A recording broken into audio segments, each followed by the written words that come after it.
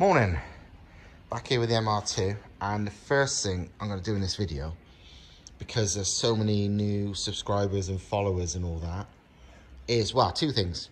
One, there's so many of you, like 1,000+ new subscribers and all sorts in the last couple of weeks, and God knows how many from Instagram when things have gone viral, because that one video of this has got like 15 million views and the others like over 500,000 and all sorts of crazy stuff. But first, I'm going to explain, not the whole car. You can go back and watch old videos and I'll explain the old car. But I'll explain the engine quickly. And then I'm also going to talk about the anti-lag as well, because that's where a lot of these new followers come from. And although I'm going to do a whole separate video on anti-lag, which I'm going to really need some proper, might need expert help from teachers of like special needs people. We're all friends! Because some of the questions were so bad, I think it's not going to be easy in normal words. I don't know how I can explain it with crayons, but yeah. But I'm going to quickly explain a couple of things about that now as well, just because people have got such misconceptions, and then there'll be people asking questions, and then in the replies, the people replying to answer their questions are wrong. Like, so it's making it worse. It's literally misinformation upon misinformation. What you talking about, Willis? This engine, this is a Toyota MR2 Mark III, MRS, MR2 Spider, whatever you want to call it. We call it MR2 Roadsters in this country. And it's got a Audi 1.8T engine because they're awesome and the standard engines are rubbish. This engine is absolutely nothing special, like as in the spec. The bottom end is literally a barn find.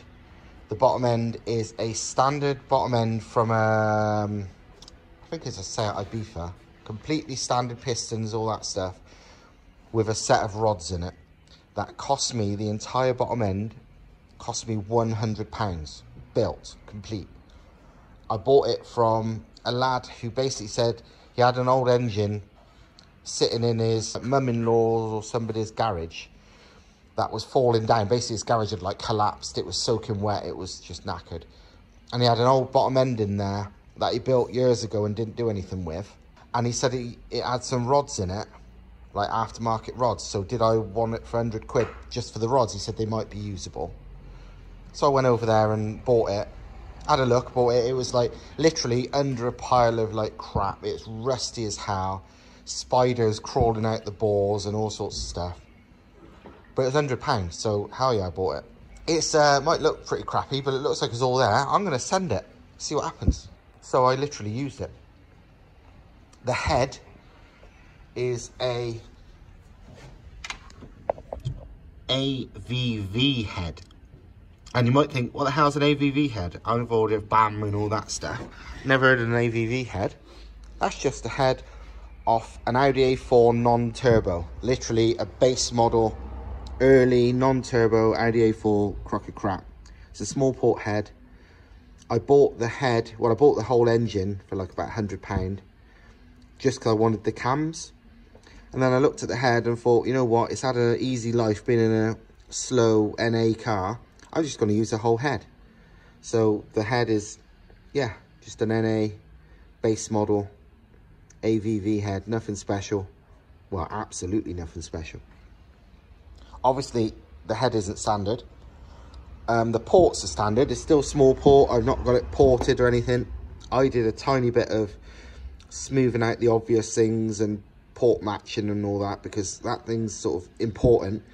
But the actual port shapes, the bowl shapes, everything untouched. It's got double valve springs because I wanted to rev it high to the moon, because these things, once you add double valve springs, they can rev to the moon. This currently has got a rev limit of, I think, just over 8. But you can rev them more. So that's why it's got double valve springs. It's got Inconel exhaust valves, because the standard exhaust valves, they're all right, but when they get old, they're known to fail. So it's always wise to put either brand new standard ones in, or if you're going for power, you may as well put, you know, proper ones in. So I did. And I modified the combustion chambers. I got rid of the squish pads, which most people would say that's stupid and a bad idea, but that's what I do because I think it's great and a good idea. You can argue it amongst yourselves. I don't care. I know what I think's best, and it's that. And that's it. It's got standard, oh no, ARP head bolts. Although it didn't have that when it was dynoed. I've fitted them since because it's probably a good idea. But it made 514 horsepower at 30 psi boost and 467 or 76 or something pound-foot of torque on pump fuel on Badger 5's dyno. Yeah, then that was on standard head bolts, and they even said that's risky as hell. So I put ARP head bolts in it, which I literally did it in situ because it's easy. And yeah, that's all the engine is. It literally owes me, well, the bottom end owes me £100. The top end, because of the valve springs and inlet valves and, no, exhaust valves, I mean, and all that, probably owes me, I don't know, I guess £1,000 maybe, not even that. 100, 200, no, less than that. I would say the whole engine probably owes me £1,000 because 100 for the bottom end, 100 for the top end, including the cams. Probably 700 for the valve springs and exhaust valves. Yeah, 900, £1,000 for this entire engine. So 514 horsepower on normal pump fuel, no ethanol, no water, no methanol, for 1,000 quid. Not bad. Next thing I'm going to talk about is the anti-lag. Everyone's seen the anti-lag videos. Everyone's gone mad. They've got 15 million views. People are wetting their pants. Most people don't even understand it. The amount of people going, oh my God, that's so laggy and all this stuff. It's like, don't you understand what you're watching in the video? I guess there's people who's never even owned a car before. So I don't even know. It's bizarre. But anyway, a lot of people, the ones who did understand this anti-lag, like, oh my God, it's rocket anti-lag. Oh my God, it's fresh air anti-lag. Oh my God, this or that, the other. Or they're asking about it and people's telling them, you know, people are going, what's that? And people are going, oh, it's rocket anti-lag or it's fresh air anti-lag and all this. No, it's not. Everyone thinks because of companies selling fresh air anti-lag manifolds and fresh air anti-lag valves and YouTube channels telling you that rocket anti-lag and fresh air anti-lag is like the magical way to go thing and nothing works without that. People think that's what anything that works is, because every other person's anti-lag is crappy launch control, two-step, whatever you want to call it, which people call anti-lag, and it's not. You're basically all being misled by people trying to sell you stuff and YouTube and just retards. Fresh air anti-lag isn't new. It's the first anti-lag. It was first used on the Audi Group B car in like 1985. But before that, Ferrari and Alfa Romeo and Formula 1 both used it on the F1 turbo cars of like the mid-80s. It ain't new. And then that wasn't the anti-lag that was used as much until, well, let me see, about 97 onwards. From after the Audi, apart from the Toyota Celica GT4s, and to a lesser extent, some of the later Evos, from 4 onwards, fresh air anti-lag wasn't used. All the anti-lag was what I'm running. And almost all top-end rallycross cars, like even up until the present day, apart from the electric ones, of course, didn't use fresh air anti-lag. Only very few of them. Because it's not needed. It's don't get me wrong, I'm not saying it's not better, because it is. It's technically a bit better. But this, what I've got, is almost what anybody will ever need, or more than anyone ever needs. And being made to believe anything else is just people ripping you off or lying to you, or not having a clue themselves. Yeah, it was only from like 97 onwards, nearly all World Rally cars had fresh air anti-lag. And even now, most non-World Rally cars don't have it. It's not allowed in, I don't think it's allowed even in Rally 2, which is like the R5 cars and whatever. So it's only World Rally cars have it. Rally 2 and all that use this. People's like, oh yeah, this is, people who do understand it a little bit sometimes go, oh, this is like the old-fashioned rally trick. It's like, now this is newer than fresh air anti-lag. But anyway, let me show you what it is. It is basically You know, with fresh air, you've got all the pipes and the valves, or you've got the rocket and all that. I'll show what this has got. Nothing. Absolutely nothing. It has got a standard SPA cast exhaust manifold with no modifications. There's no valves, there's no injectors, there's no extra pipes, there's no nothing. All these, there's no spark plugs and fuel injectors and all kinds of crazy crap I've seen people write in the comments, which is just unbelievably clueless. It's nothing, because normal anti-lag, this anti-lag, the most common anti-lag, I say anti-lag, I mean rally anti-lag, not two-step and that crap. I mean what you saw in the video where you're off throttle, you could be braking for a corner and whatever, and the turbo's still on boost. Rally anti-lag. And what this needs is nothing, because it bypasses the throttle. The air isn't, it works the same, all anti-lag works the same, where you're basically making the turbo into a jet engine. You're basically igniting the fuel and air in the turbo and in the manifold to spool the turbo like a jet engine works. And the rocket system just makes it more like a jet engine, because a jet engine has like a combustor where the fuel and air is mixed, you know, which is with little like holes and this out there to make it more efficient. This is less efficient because it's just in the pipes. And all fresh air anti-lag is exactly the same as this, as in it's combusting in the pipes. But rather than mine, where the air is travelling past the throttle, through the engine and out there, fresh air anti-lag just goes from the boost pipe straight to there. It's not a big thing. The function is practically the same. Fresh air anti-lag actually needs this kind of anti-lag to work properly. If you try and run fresh air anti-lag without any throttle bypass anti-lag, it won't work properly. So, but you know, these tuners or whatever will blag you to try and sell stuff. Fresh air anti-lag is better. It can be a bit kinder, because it can tend to cause, you can have lower EGTs for the amount of effect, but it's not as drastic as people think either way. But yeah, this has got absolutely nothing fancy. It's basically for normal anti-lag like this. I've ran this on probably, I don't know, 5 different cars over the years. If you've got a cable throttle, you need a big enough anti-lag valve to bypass it with the anti-lag switched on. You need like a big valve or something, you know, electromagnetic valve. That's what they mostly ran on World Rally cars up until they started using electronic throttles in the 2000s. It was all a bypass valve, because I first had it on a Cosworth, and that was just Escort Group A anti-lag valve on it. Or on mine, it's even easier, because it's a drive-by-wire throttle, so you just have the ECU to open it as much as you want it to, and that's it. You need the air. You can't inject. You see people going, oh, this just throwing in fuel. No, it won't work like that. You can't. You need air.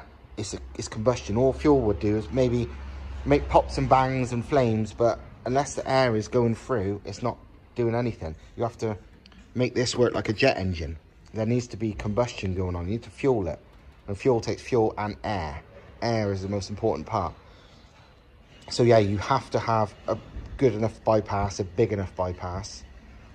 Fuel and air is needed, and you have to, the ignition timing has to be way back, because otherwise the combustion will be happening in the engine and you'll be making power, so the car will try and accelerate, and it'll be most of the energy from the combustion as well will be pushing the pistons down. The way this works is it's doing it with the exhaust valves in their open position, so it's not pushing the pistons down, so it's not trying to accelerate the car. The car basically brakes as usual, and all the combustion's happening go into there. So yeah, I'll do a proper technical video, maybe with the laptop, showing you, you know, the differences and what things do and what things make and blah blah blah, and some pictures of other setups and all that, just to kind of cut the bullshit. A separate video, but for now that's like 15 minutes of this, and that's enough for most of you to understand what the hell's going on, or not going on in this case. Oh, one last thing. I see a few people, and I've always seen this from like when I first had anti-lag in like 2001, since People talk about setups with a fuel injector in the exhaust manifold or before the turbo. In theory, that could work. And people say, oh, you know, so-and-so used to have it. I've never ever once seen proof of, or pictures or anything of any car ever having that. I would like to, because in some respects I think it would work. It's a bit of a bodgy way of doing it, and there's no need these days.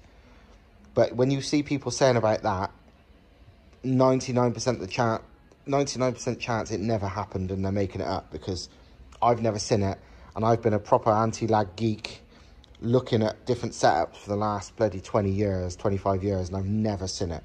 But if anyone has seen it and they've got any proof, feel free to show me, because I'd love to see it. I'm not ruling it out, but it's highly unlikely you'll see it, because it's not as common as the internet talking would make you think. Then there's another problem. Unfortunately, while this £100 bottom end has done me amazingly for, I mean, it was dynoed when? February, January last year? It's got a problem. It happened last night, and I wasn't even driving hard. I was driving through the countryside pretty normally, wasn't doing anything much, and all of a sudden, it dropped onto 3 cylinders. It's like, what the fuck? And yeah, limped it back. It was still drivable. There was no smoke, no bad noises, no nothing. And it was this cylinder. And I checked for spark. It's got spark. I checked for fuel. Injectors are clicking. It's like, oh no. That generally means a mechanical issue. You look down the spark plug hole.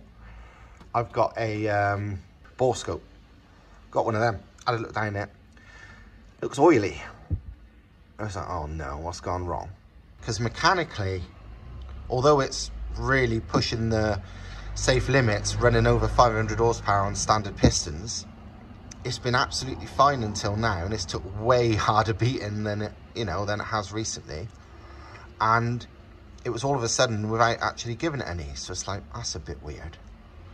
And also, this is another big strong thing of this, and we never understood this, but ever since we first started it up, since I've put it back together, because obviously it was off the road for however many months, it was oddly smoky sometimes. Like if you suddenly touch the throttle, it would do quite a lot of blue smoke, but for like 1 second, a big cloud of it, then go away again, like it was building up somewhere.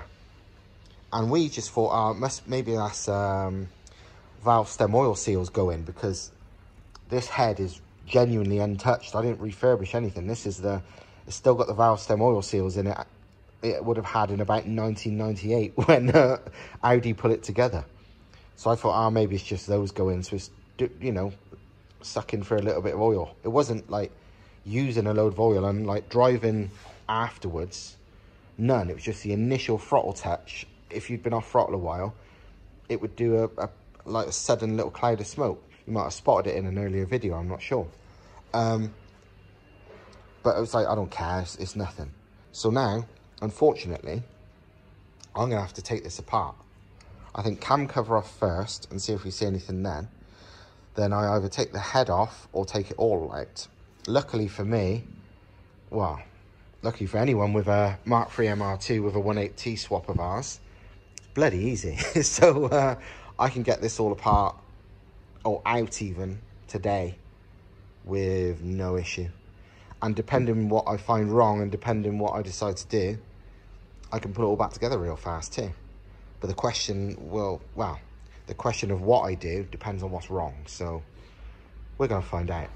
All right, so cam cover off. Still looking super fresh and clean from when I cleaned it. That was literally done with a wire wheel, by the way. I haven't shot blasted it or anything. That was just me cleaning it myself manually. It looks bloody good. I'm impressed with myself.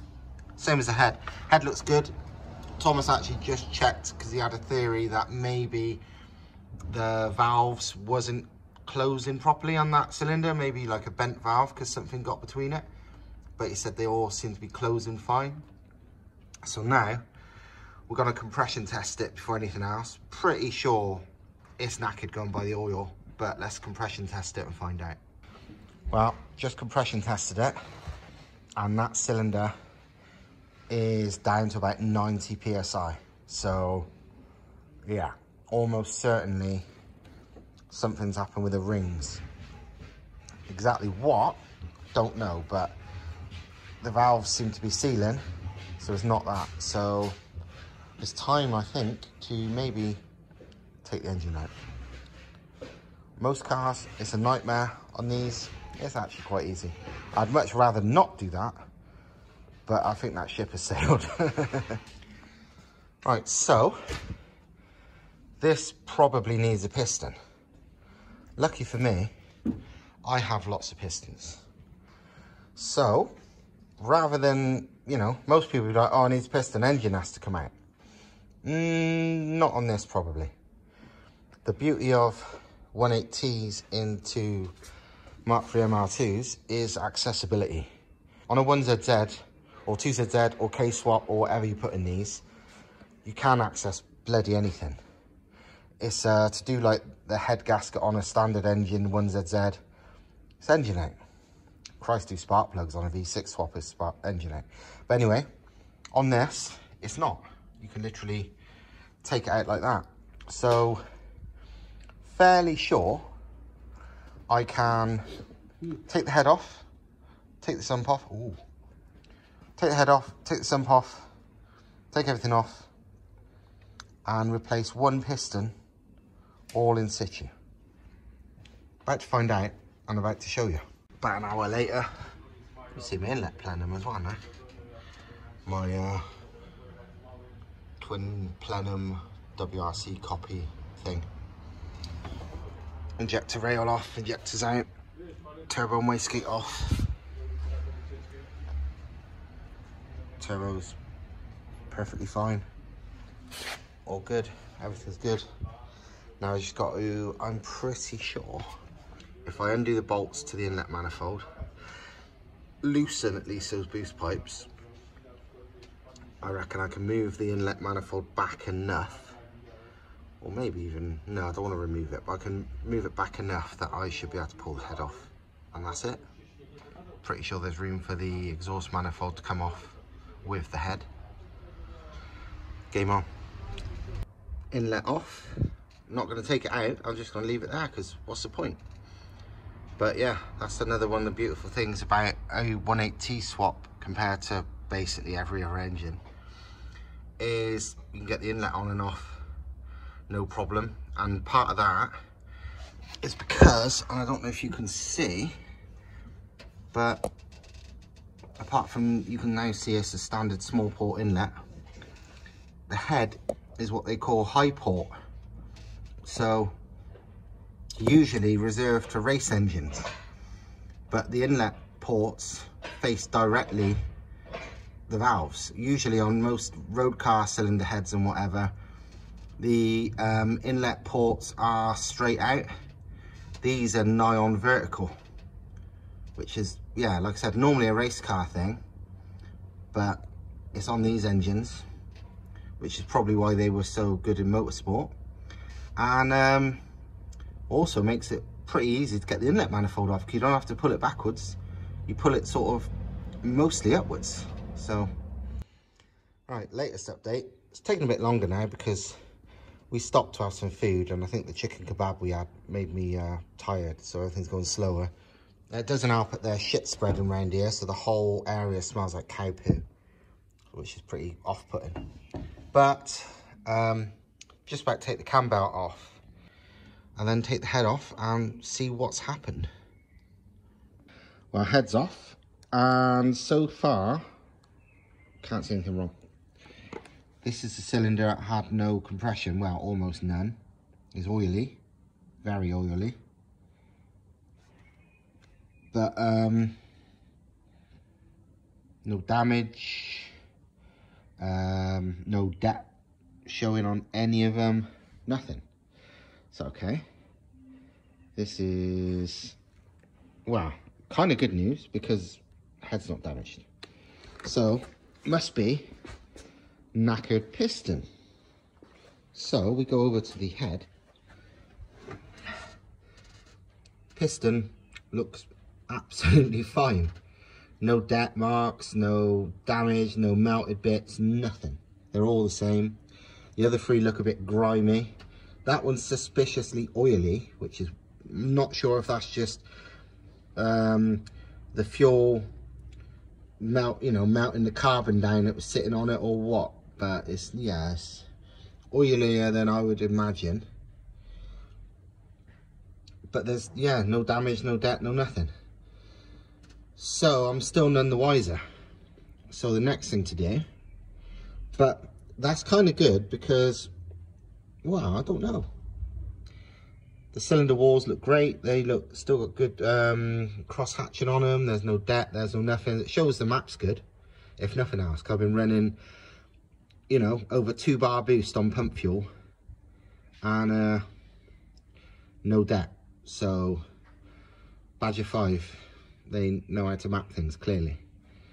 So yeah, now I suppose I gotta drop the oil, drop the sump, undo some rod bolts and get the piston out and see if we can find anything. And to be honest, I think I need to get all 4 pistons and rods out to inspect them to see, well, if they're all right. If I'm doing one, I might as well do them all. Yeah, good news mostly, but I'm a bit annoyed that I've not found the bad news yet. So, you know, sump looks perfect, absolutely super clean. Oil looks great. Yeah, it's good. I'm now going to, well, the thing is, because we haven't found a problem yet, I'm literally now about to take the pistons and rods out. The offending piston is out, including the mega beefy rod. This piston, although the piston doesn't look damaged, I can see the problem. This middle ring of the 3 piston rings is fucking stuck. It does not move by hand. My 100-pound bottom end has finally cried no. I was always a bit like, this is a bit dicey, because like, you know, the ring gaps hadn't been done for big boost as far as I knew. It was built for standard. So it's like, oh God, are the rings too small or whatever? And maybe that is the problem. The ring gaps are too small. I don't know. But either way, well, all 4 pistons are out. And rods. And yeah, nothing, well, something's funny with the rings. It seems maybe like builder error. There's a few weird things. I mean, obviously, I bought the thing for £100. It's done amazing, absolutely amazing. You know, the best £100 bottom end you could fucking ever dream for. But yeah, things could be improved. Oh, these rods, by the way, they're American ones. They're Brute rods, B-R-U-T-E. Yeah, I'd never heard of them either, but that's what they are. They're Brute ones, and yeah, they're beefy as fuck. So if they're all good, I'm keeping them.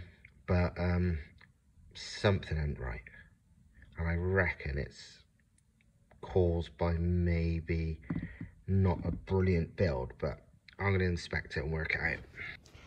Right, so as Thomas has explained in his examination of the old piston setup, it was just all wrong. There was nothing actually wrong with the engine, just how it was built. I mean, I can't complain. It was £100 and it's amazing it lasted so long. I mean, the amount of shit it's taken and all the dyno use and power it's made and all that, and it was a fucking mess. So it's quite amazing. But no. But speaking to him, he said he don't think the balls are bad enough to worry about or anything like that. He said literally either some new rings, well, he did say new rings, well, not even new rings, just some used ones, and pull it back together and send it. But it's like, hang on a minute, not just new rings. I've got pistons, and these are the same, they're direct swap, 20mm wrist pin pistons. So I am literally taking these off. They've all got great rings. They're smooth. They got They got spring to them. They're all good. So I'm literally going to take these pistons off, put them on those rods, and put the engine back together. Right, that's the rods off the pistons for both sets. This is the ones that was in the car. These are the ones that will be going in the car. These are basically Audi S3 and TT pistons. These are, I think they're Ibiza 18T ones. So they're both 20mm wrist pins, so they use the same rod. But these are actually 9-to-1 compression, and these, the original ones, are 9.5. So I'm going to be dropping half a point of compression, which, to be fair, I prefer, because I'm all about boost and less compression. That's just me. So I'm going to swap these over. These, the rings look great. There's very little even scuffing on the coatings on the piston skirts. So these are really good. These, I mean, I think I'll probably keep these because it's the rings as fuck. The actual rest of it's undamaged. It's just the rings are knackered because whoever put this together didn't even use the right rings or the right way up or anything.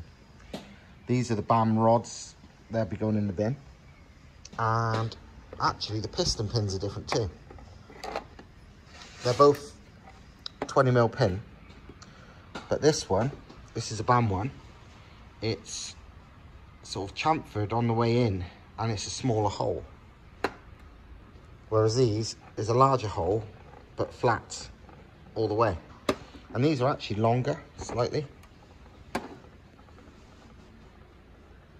So yeah.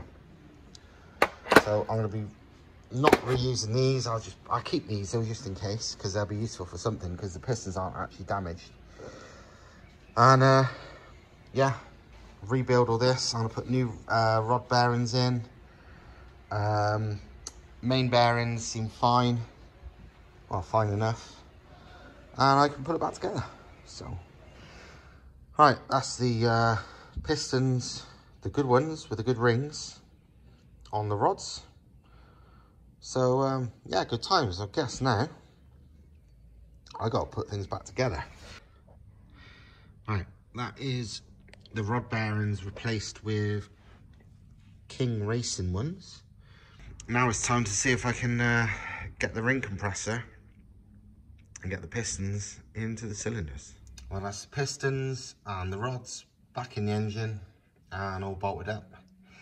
I can't actually fully correctly torque them up today because my torque wrench is fucked and is really inaccurate for some reason.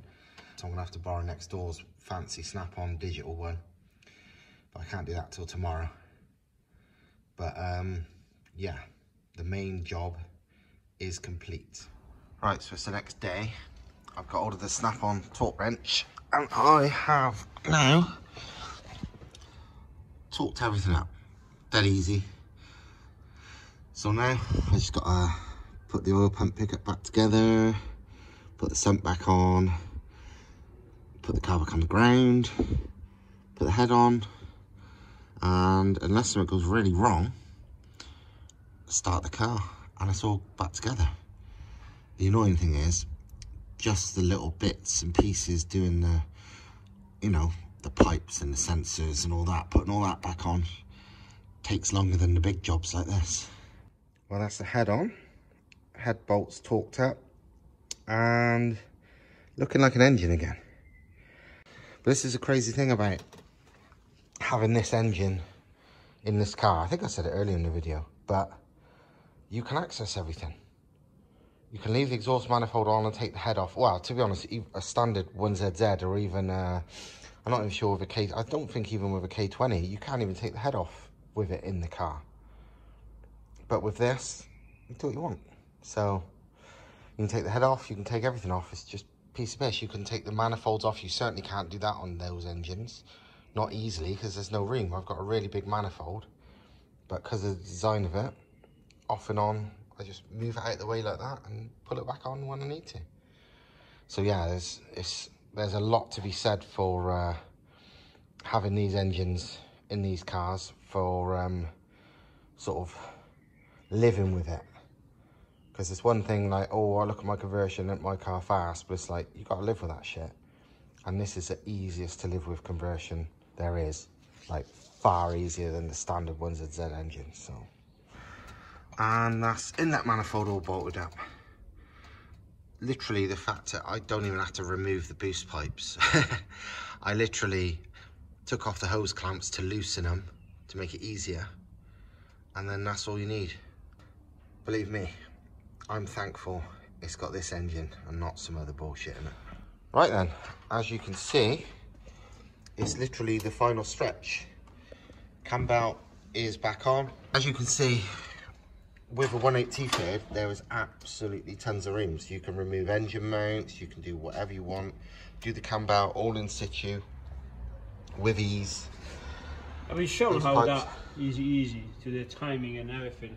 Yeah. Because you can remove the whole you can engine mount and the engine stays in place. That's the thing as well, yeah. Because of the way the engine mounts are, they're so stiff, you can actually remove that whole piece there and the engine just stays there. It doesn't fall on the floor. You don't have to hang it out. Nothing. So you can do it all in situ, easy, just undo the standard mount. I'm really not a fan of turbo to manifold gaskets, but I am a fan of that Permatex copper spray gasket stuff. So I still do the manifold flange faces in copper if I can, because yeah, this stuff burns off, so it's not like you have to worry if you get it on anything. But yeah, I don't like gaskets, they blow out all the time, but this shit's good. Right, that's the engine bay all back together, everything connected. Strut brace on this time. I didn't honestly think it would fit, so I never tried, but it turns out it fits nicely, even with the nitrous, and kind of hides it a little bit. Not like a car, because it's pretty obvious when you open the bonnet. It doesn't matter if you could see the nitrous or not. There's no hiding everything. But yeah, all back together. So now you just gotta put some oil in it, check a few things, and we'll start it up before I finish the video. Actually, I better drive it before I finish it. Right, the engine is running. There is no smoke. There is nothing from the breathers, unlike the steam train it used to be. And it's quiet now. It was always fine, but it wasn't quiet. But now, like Thomas said, it's not super tight because it's all fucked up with the wrong rings and stuff. I mean, I don't even know how it was working like that, but it did somehow. And we did survive all this time, it's beyond me. Yeah, I know. Like 514 on the dyno, did about 30 odd dyno runs, 30 plus PSI boost, ragging it round on the street like a dickhead, and it survived even though it was really fucked up. But now, like pretty much nothing coming out of either breather, and that before was just non-stop. Nothing from the exhaust. Yeah, it's the engine's gonna have a lot easier life now, that's for sure. So, yeah, hope approved.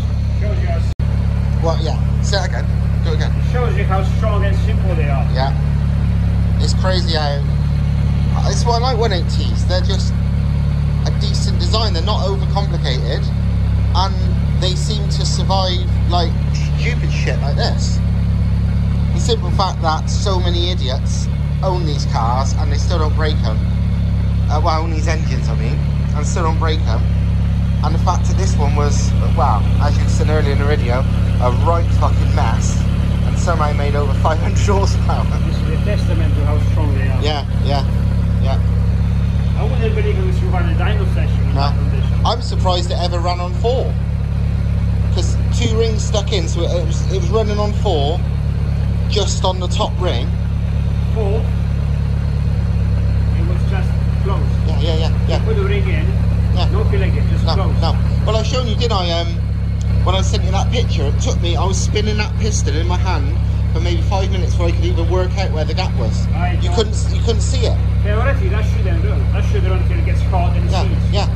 And that wasn't even the piston it wasn't running on. The one it wasn't running on had a little bit of a gap. That one was one of the others and I had none. The biggest gap was 0.30. Supposed to be at least 555 of a mil or 55 of a mil when it's original. Yeah. Standard. Yeah. That's It's crazy. I like. It's also very good. It didn't wreck the cylinder walls. You know what I mean? But yeah, healthiest this car's ever been by the looks of it. So I go for a drive in a little bit, and then that could be the end of the video because this is going to be long. And we're back on the road.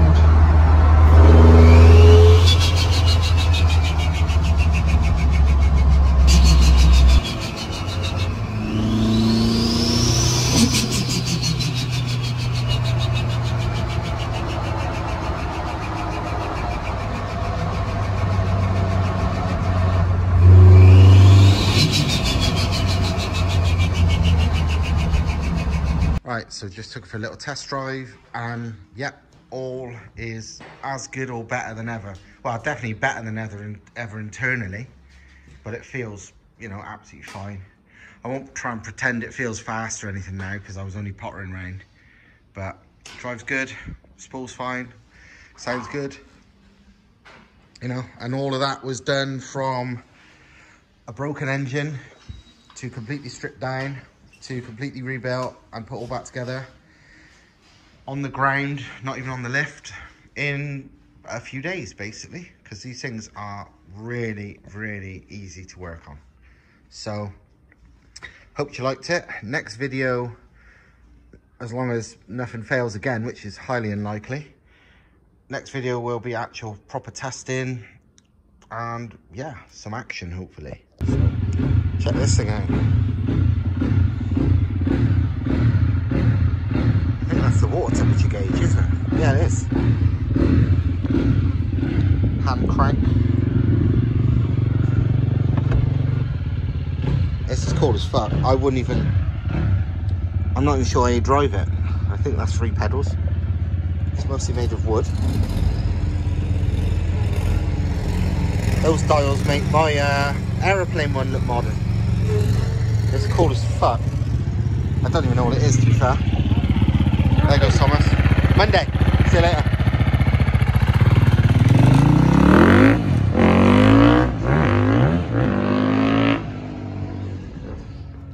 Yeah, this thing's badass. This is why you need an MOT exempt car if it's that old. But the thing is, it's fucking mint underneath. You just don't care about the bodywork, but the rest of it's lovely.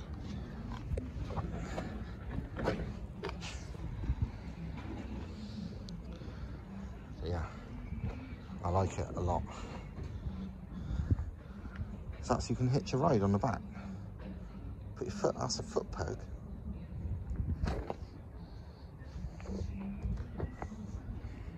Either way, it's cool as fuck.